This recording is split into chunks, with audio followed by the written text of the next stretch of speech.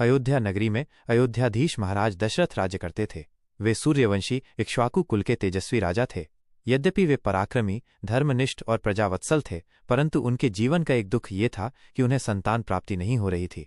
राजमहल में 3 महारानियां थीं, कौशल्या, कैकेयी और सुमित्रा। सभी रानियां सद्गुणों से युक्त थीं, किंतु संतानहीन होने से सबके हृदय में विषाद रहता था। ऋषि वशिष्ठ के परामर्श पर दशरथ ने महर्षि ऋष्यशृंग को बुलाकर पुत्र कामेष्टि यज्ञ का आयोजन किया। यज्ञ की पूर्णाहुति के समय अग्निदेव प्रकट हुए और राजा को दिव्य खीर का पात्र प्रदान किया।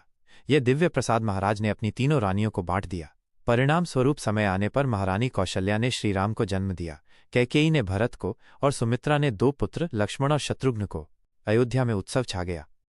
श्रीराम के जन्म से नगर में आनंद का सागर उमड़ पड़ा। चारों राजकुमार बड़े प्रेम से पले बढ़े। गुरु वशिष्ठ के आश्रम में उन्होंने वेद, शास्त्र, धनुर्वेद और राजनीति का शिक्षण प्राप्त किया।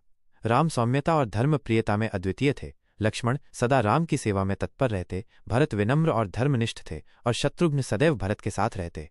एक दिन महर्षि विश्वामित्र अयोध्या पहुंचे।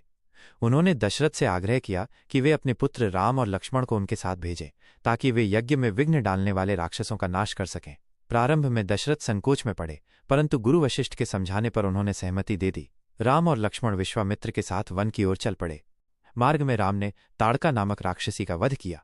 इसके बाद उन्होंने मारीच और सुबाहु को पराजित कर ऋषियों के यज्ञ की रक्षा की। विश्वामित्र राम की वीरता और शौर्य देखकर प्रसन्न हुए और उन्हें दिव्य अस्त्र शस्त्रों का ज्ञान प्रदान किया। इसी बीच मिथिला के राजा जनक ने अपनी पुत्री सीता के स्वयंवर का आयोजन किया। शर्त थी कि जो भी शिवजी के धनुष को उठाकर प्रत्यंचा चढ़ाएगा वही सीता का पति बनेगा। विश्वामित्र राम और लक्ष्मण को लेकर स्वयंवर में पहुंचे। सभा में अनेक राजकुमार और नरेश उपस्थित थे, किंतु कोई भी शिवधनुष को हिला तक न सका। अंत में विश्वामित्र के आदेश पर श्रीराम ने सहज भाव से धनुष उठाया और प्रत्यंचा चढ़ाने लगे। धनुष तत्काल टूट गया और भव्य ध्वनि हुई। संपूर्ण सभा स्तब्ध रह गई। जनक जी ने हर्षित होकर सीता का विवाह राम के साथ संपन्न किया। जनक जी ने अपनी अन्य पुत्रियों और रिश्तेदार कन्याओं का विवाह भी राम के भाइयों से कर दिया। सीता का विवाह राम से, उर्मिला का विवाह लक्ष्मण से, मांडवी का विवाह भरत से और श्रुतकीर्ति का विवाह शत्रुघ्न से हुआ। विवाह के समय शिवधनुष टूटने से परशुराम क्रोधित होकर वहां पहुंचे। उन्होंने राम को ललकारा, परंतु जब राम ने विनम्रता से उनके धनुष पर भी प्रत्यंचा चढ़ा दी, तब परशुराम ने राम की दिव्यता को पहचान लिया और संतुष्ट होकर लौट गए। विवाह के बाद बारात अयोध्या लौटी। नगर में हर्षोल्लास का वातावरण छा गया। लोग चारों भाइयों और उनकी वधुओं को देखकर आनंदित हुए।